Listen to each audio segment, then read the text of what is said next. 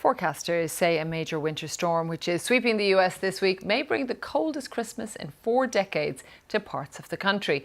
Now, there's already been major snowfall in parts of the US. More than 90 million people in 37 states are set to experience sub-zero temperatures, including places as far south as Texas, prompting warnings from officials.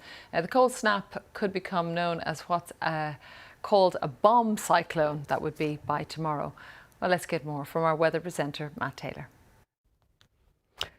Some of the coldest weather in decades is set to sweep across a good part of the US and Canada over the next few days, linked partially into something which has been termed a weather bomb cyclone.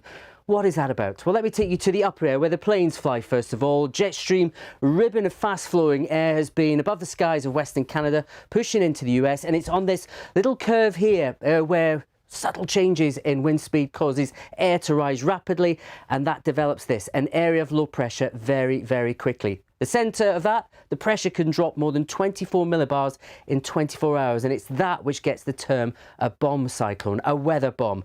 Essentially, an area of low pressure becomes very stormy very, very quickly, and it's the winds around that which will help push some very cold air quite widely. Take you back to Wednesday. Calgary had its coldest December day in around 26 years, a high of minus 28 Celsius, and it's that cold air which will sweep not only across much of Canada but through a good part of central and eastern US, freezing anything that's falling beforehand in terms of rain. So flash freeze is a big issue, but temperatures dropping by day and by night, even as far south as Texas, Florida and the Bahamas through this week.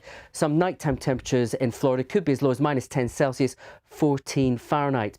And it's only part of the issue with the cold because, as I said, with a weather bomb you get strong winds, and through the plains we're expecting life-threatening wind chill with feels like temperatures almost as low as around minus 70 Fahrenheit. 5 minutes would cause frostbite, and of course there is that threat to life.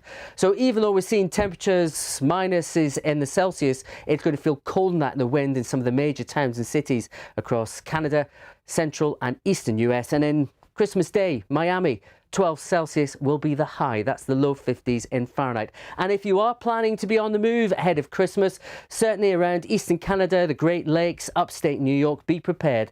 There could be some very heavy snowfall around too. Take care.